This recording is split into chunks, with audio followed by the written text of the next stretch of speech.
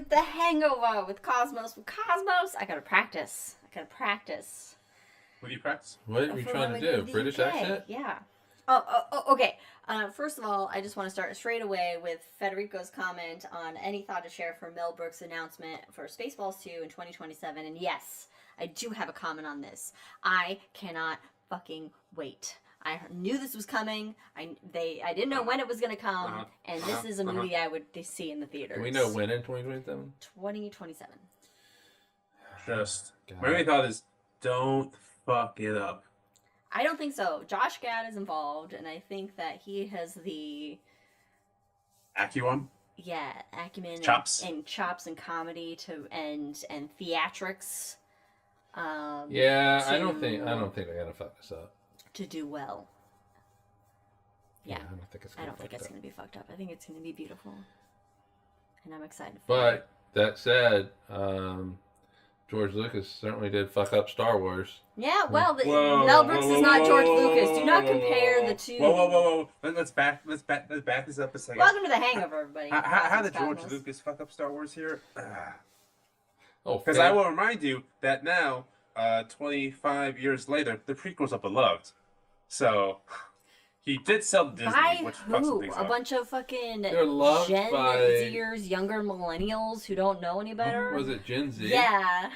All right. So I watched Phantom Menace recently. Phantom Menace is kind of trash except for a couple scenes. Attack of the Clones is trash except for a couple scenes. The Darth Maul fight is the only good thing. The which one? The Darth Maul fight scene that you and love pod racing. So much. Thank you very much. Pod racing and Darth Maul A+ cinematography. A+. Yeah, see, Katie confirms Gen Z does indeed like the prequels. Yeah. The second one, honestly, you can take or leave it. But then the third one was great, of course, because about like a decade after the prequels hit, Dave Filoni started creating the Clone Wars animated series. Okay, but that is not the prequels. Oh, I disagree. Well, the Clone it's Wars woven into the prequels in every way, shape, or form. But that is not the shitty-ass movies that came out.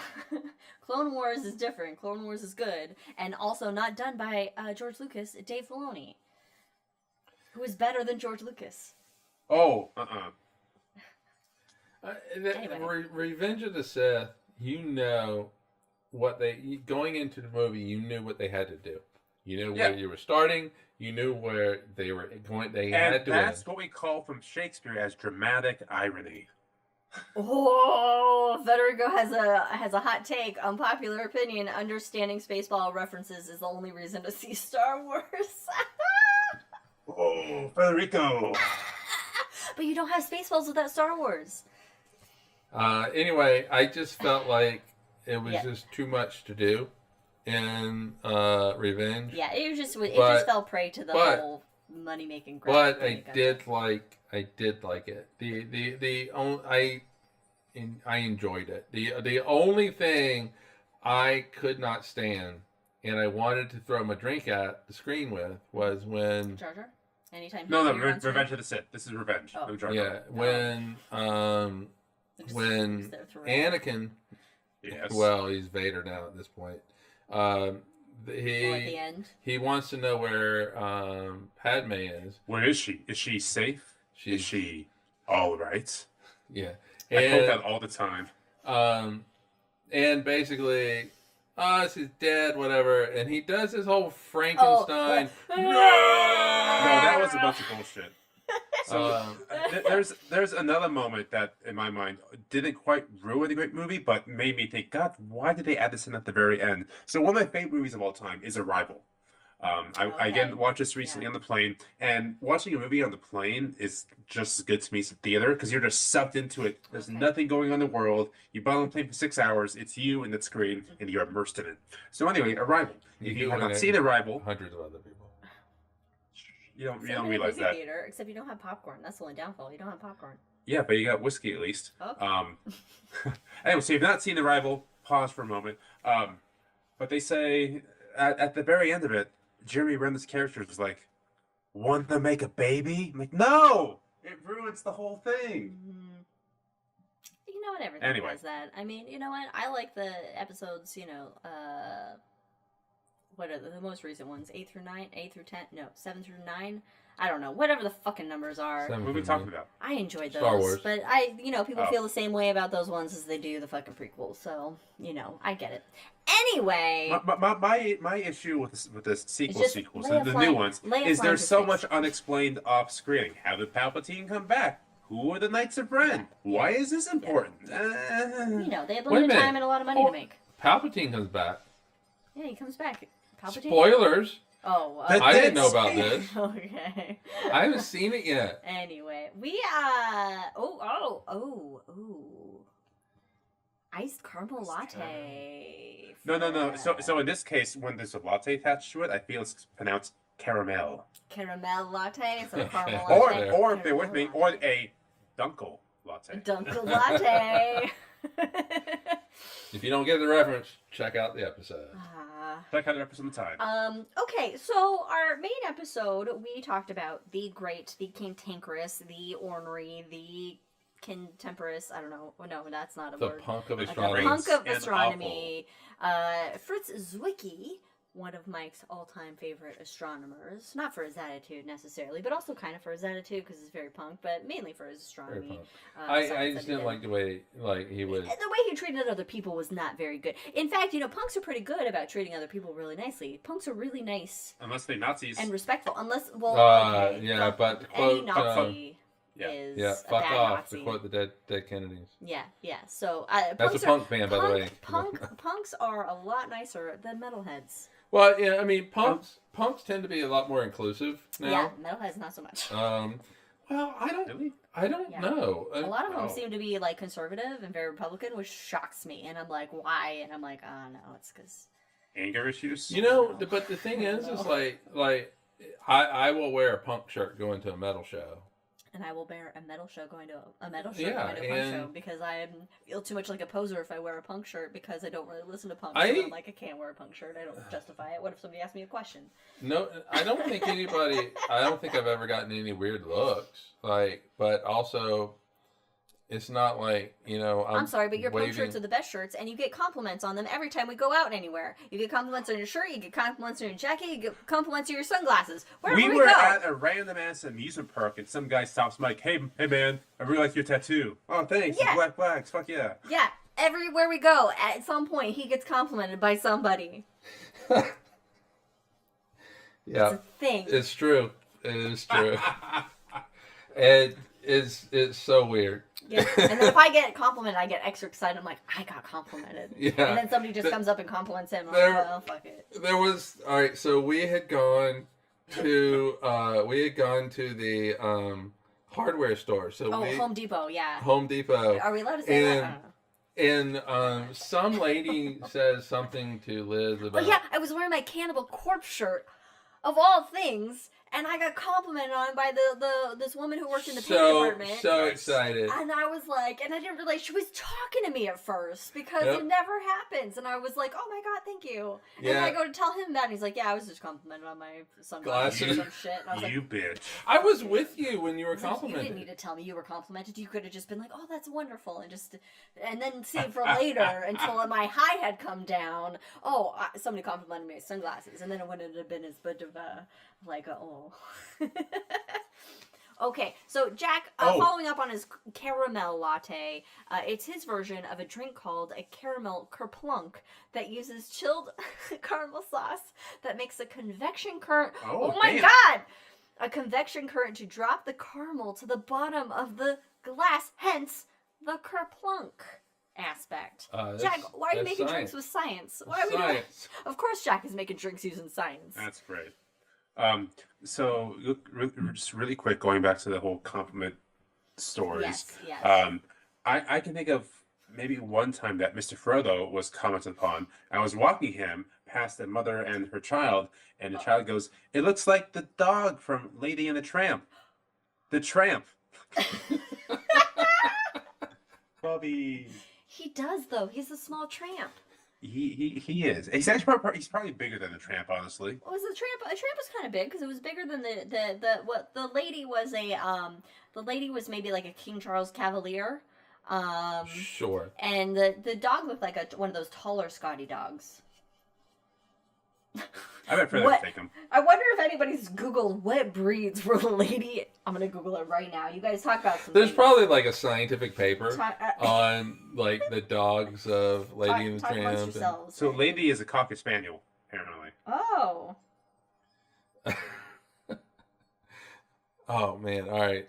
Cocker Spaniel. Okay, I can see Cocker Spaniel because of the ears. Tramp is a mixed breed, often described as a mutt or terrier mix. So it's the terrier. Yeah, okay, it's totally. It's completely. the terrier. Wait!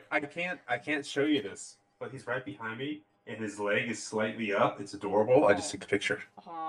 He might have some giant Schnauzer or Irish Terrier in the mix. So, yeah, he'd be a little bit bigger than Frodo. Welcome to the Hangover, guys. We have Where we discuss the breeds of Lady and the Tramp and the accuracy. We have done Spaceballs, Star Wars. Brandon did have something for the Hangover that was going to be fun that I can't remember what it is at this point. And I really want to remember what it was. You had something for the Hangover for us. It was a fun. Oh, the Father's Day. The Father's Day thing. Okay. That's right. I was going to say we got to start writing this look stuff up the down. specific details, but I can give you the general brushstrokes here. So in Lisa's face, she's going to. He's Oh. so cute. His little legs up. He's so cute. Anyway, Father's Day. Anyway, NPR. so at least in this country, I don't know about the Catholic history in Europe, but in this country, this is, I believe, the 115th anniversary of Father's Day in the United States. Wow. Oh, wow. Well, Yeah, it good started for in 1910. you, fathers. You did it. Yeah. Well, and that's because of a woman. You inserted. And it's because, you were there to help out, some of you. Wow. And Father's Day is thanks to a daughter. So I don't recall the name off the top of my head, but we can Google it and find out together later. The Father's Day daughter? But she lived in Oregon at the time. Oh, what? Yeah, 115 years ago. And the mother had died at a very early age, so the father had to raise, 3 or 4 X amount of kids. I don't recall how many there were.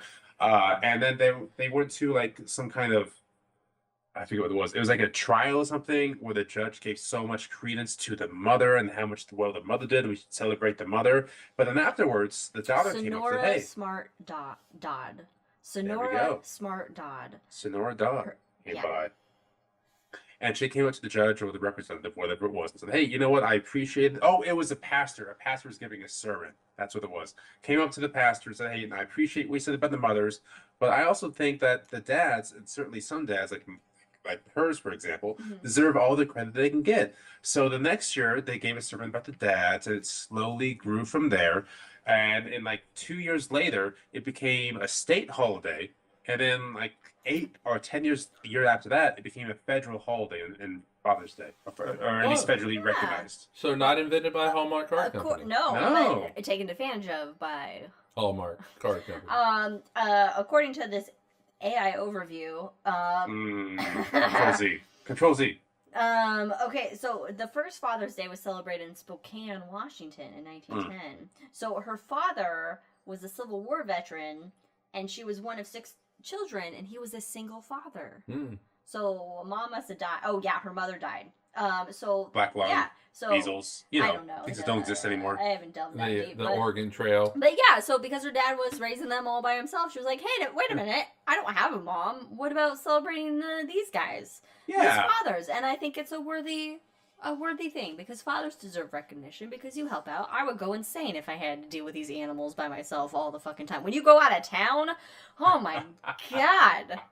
Well, that's why you're going with me the next And then it's thanks to my parents and Katie and Adam for wrangling the next our beasts. 2 big trips. Yeah, but then I can't take you to the other one because that's fun. You know what? I never thought about the origins of Father's Day because Yeah. What are the origins of Mother's Day? Hallmark. Now I got. Let's look up the origins of Mother's Day. Let's I just celebrate. assumed- Probably with like celebrating all the women who died during childbirth. Oh wow, yeah. I mean, a lot of them. God, that's a lot. Especially before contraception. Yeah. Originated from the efforts, also from Google AI. So don't trust anything I'm saying right now. originated from the efforts of Anna Jarvis to honor her mother, Anne Reeves Jarvis. Wait. So AI is talking about Mother's Day from someone named Jarvis? Let's just take a step back and consider this for a moment.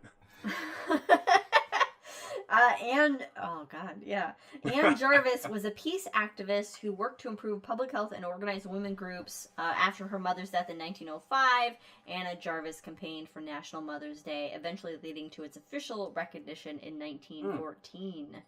Oh, wait a minute. Hold on. When did Father's Day become official? Oh, but ancient Greeks had festivals for Rhea, also a moon of Saturn, the mother of gods, and Romans honored Cybele, a mother goddess. In 17th century Europe, Mothering Sunday was a day when people returned to their mother church and often presented their mothers with gifts. Brandon's got a question. Yes. Or a comment. Yes.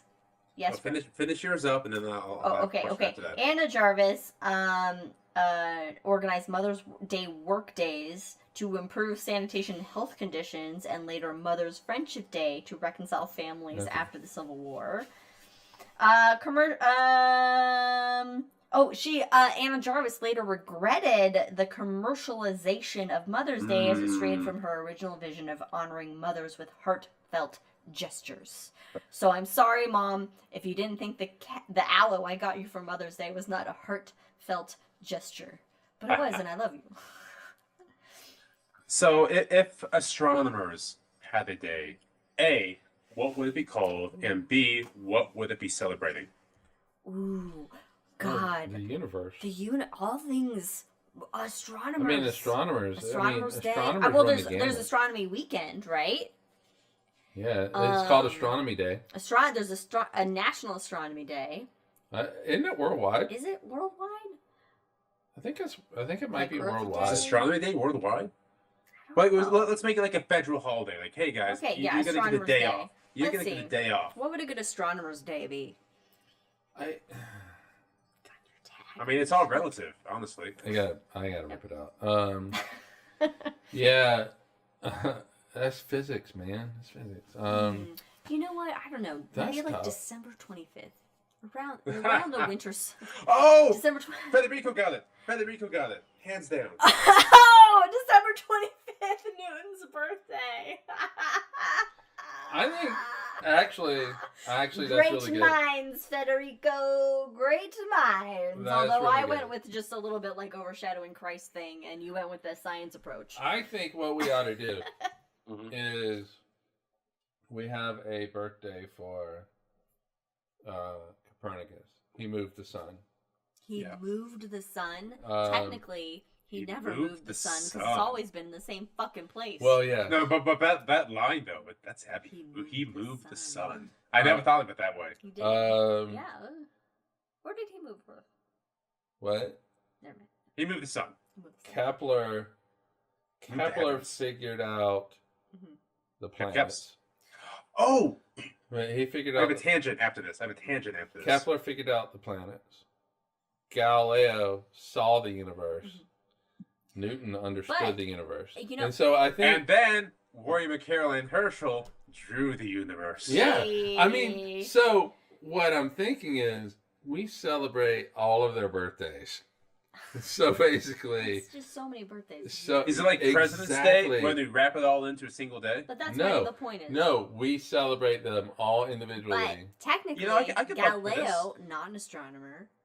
What? Newton, not an astronomer. Wait. Galileo, how is he not an astronomer? No, he she literally was the said- first she one said to look Newton. at it. Didn't you Yeah, say Newton? and Galileo, Newton- technically. Newton invented the Newtonian telescope. Yeah.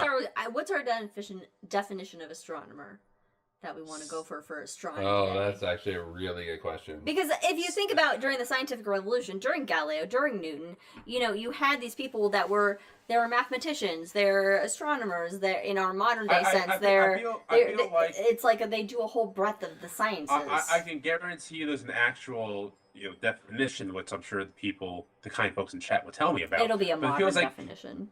if you have studied or applied theories to objects in the sky, that makes you an astronomer.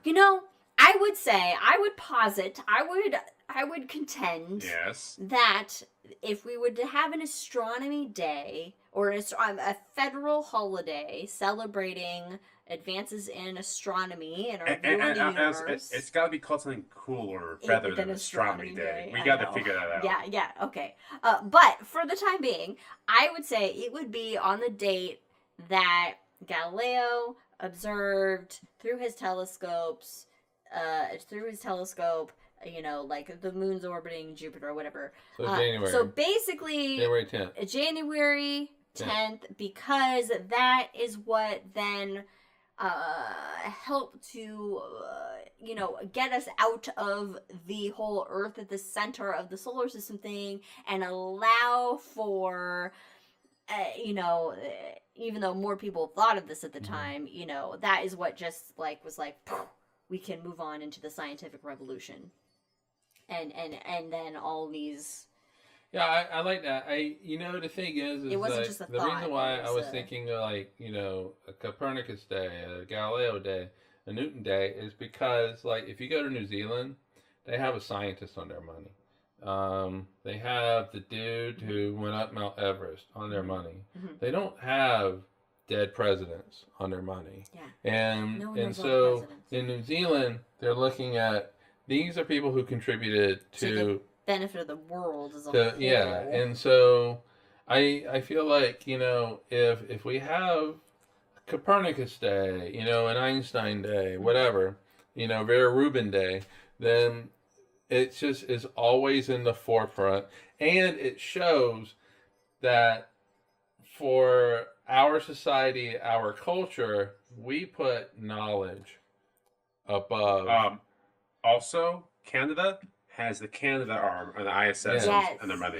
Yes. Right, and so we put a bunch of dead fuckers on our not that some of these guys aren't dead on New Zealand money, but it shows what's important. Like, was it Chadwick or whatever, whoever it was that is from New Zealand is on a physicist is on their money. Yeah. Meanwhile, we're arguing about put Trump on money. Yeah. No.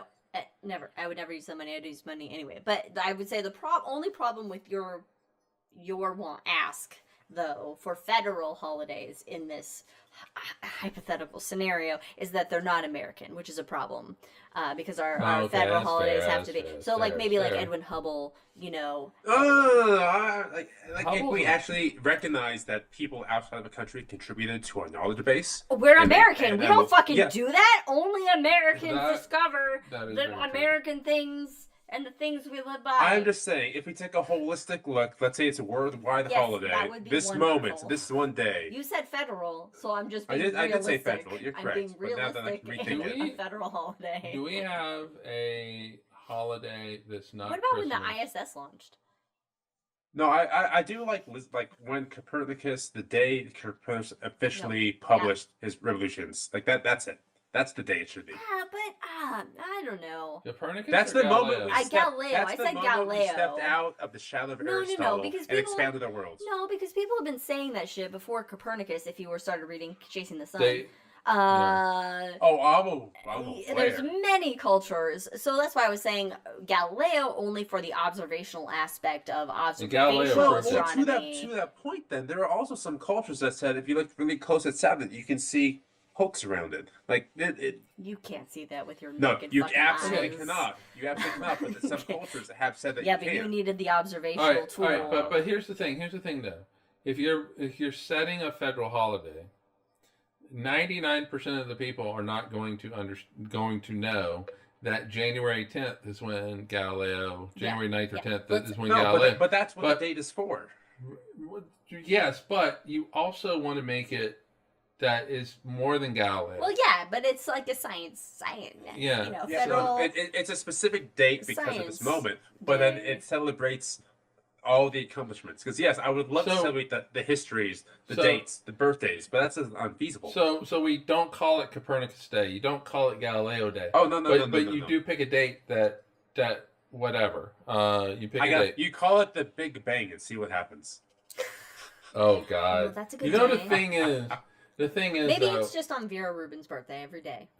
yeah, she can't get the Nobel Celebrate Prize. all but of she gets- science on Agree with Vera that. Rubin's birthday. But the thing is, I think that the religious right, In America. the young Earth In creationists America. Well, okay, no, everywhere.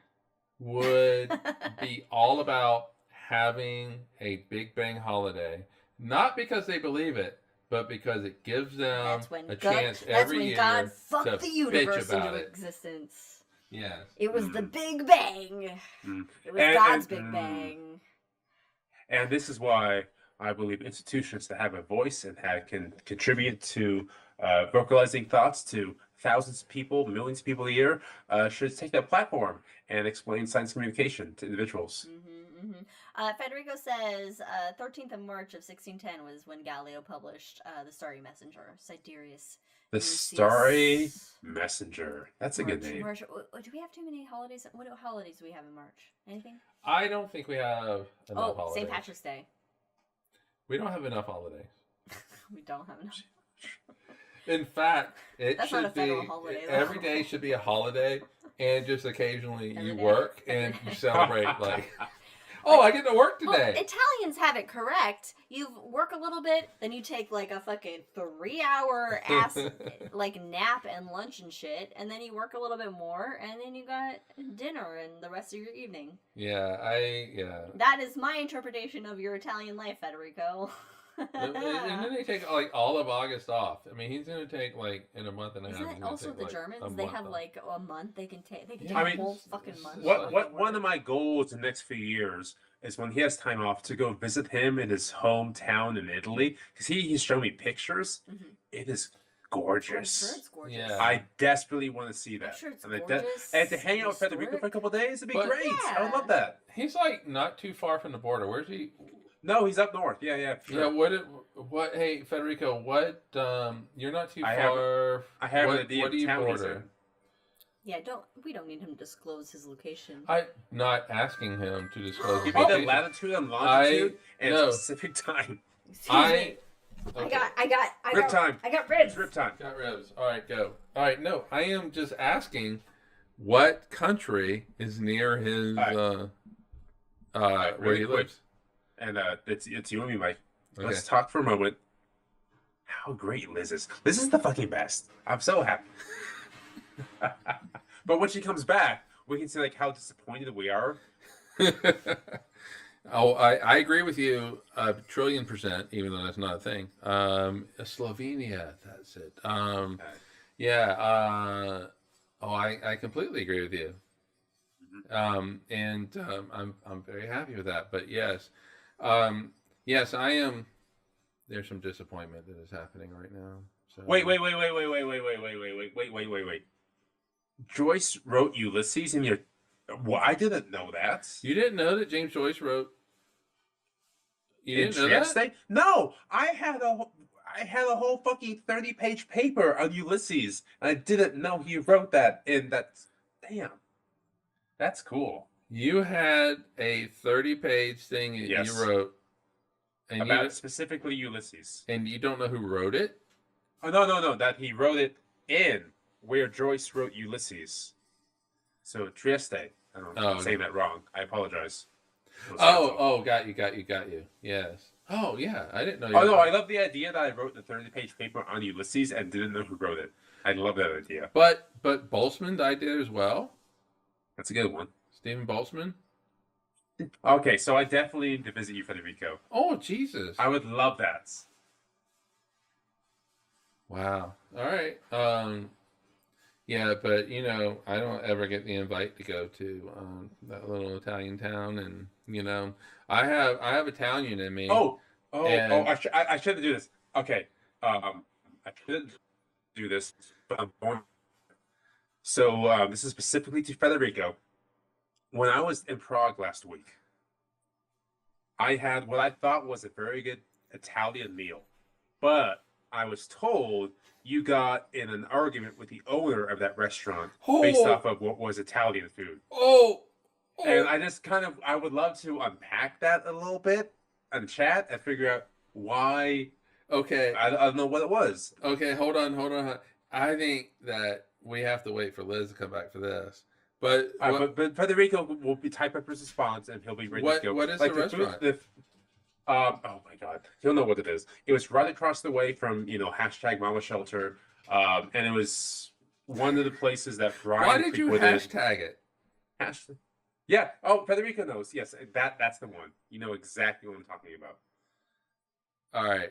And I got the special of the day, and it was a clam pasta, and I thought it was delightful. Oh, I but just want to know. clam pasta sounds really good.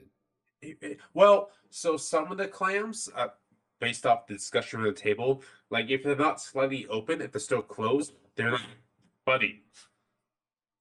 If the clams are still closed, you don't eat them. So there was like 5 or 6 clams that were closed I had to throw away. But now I'm just interested in Federico's response. So why did they not pull those clams out? I don't know. We'll have to ask them. I guess we gotta go back to Prague. If I must. Well, I think that we should do Cosmos from Prague, and so it'll be me, you, and Liz, and we'll go now that she can travel internationally. I mean, I'll message you after this, but yes. Okay. Oh man, I feel like I'm going to have enough miles to go to New Zealand here pretty soon. The way it's going. Oh, okay. So Federico, so it's delicious. Excellent. All we need.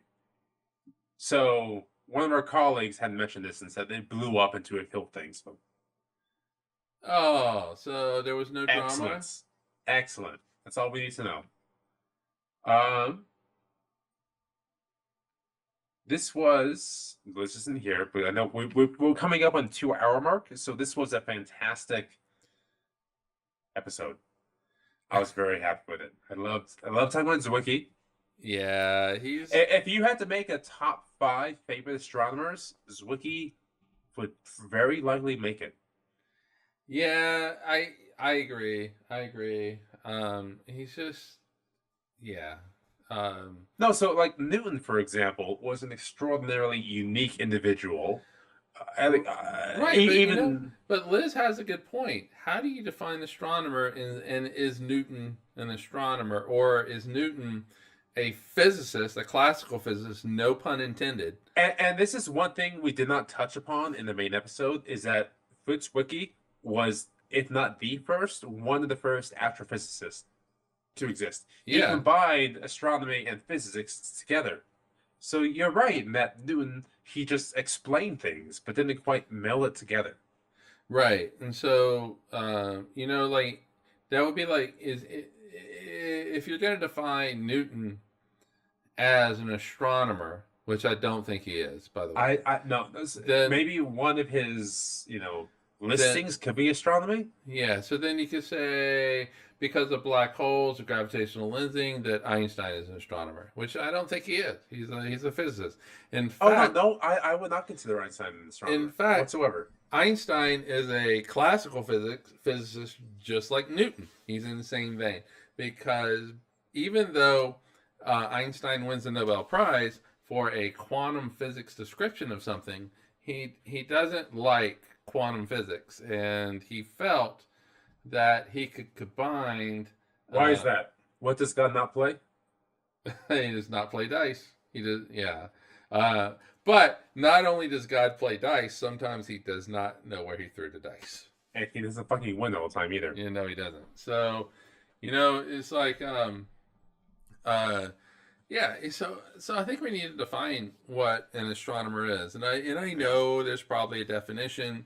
And that definition probably goes anything outside the Earth's atmosphere. But at the same time, like Einstein revolutionized astronomy, but I would not consider Einstein an astronomer whatsoever. No, because his theory is a theory of gravity, which inherently involves. It's similar to I don't know if this is correct, but I've had drinks. If you think of an artist, an Italian Michelangelo, any phenomenal painter. It's like the person that invented the paintbrush, calling them an artist, right? Like Einstein, Newton gave them the tools to go make their arts. Is what happens. Is that wrong? Think about it for a second. Einstein, I think that may be bullshit. That No. may be bullshit. Hold on. Einstein and Newton gave them the tools to Gave make their art. astronomers the tool to make art. No, I To agree make with that. those discoveries. I agree with that because it's not like Zwicky dreamt up gravitational lensing. He didn't dream it up. Hold on, she's back.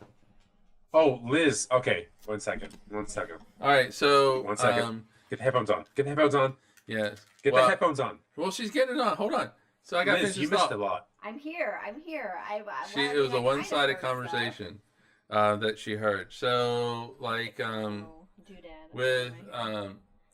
with Zwicky, he would not have dreamt up gravitational lensing in any kind of way. He based it all on Einstein. Yeah. So Einstein, like you said, gave them the tools to create the art that they did. So I actually really do like that analogy. Yeah. So Liz, we were talking and said that Einstein and Newton gave astronomers the paintbrush to paint the universe, to create.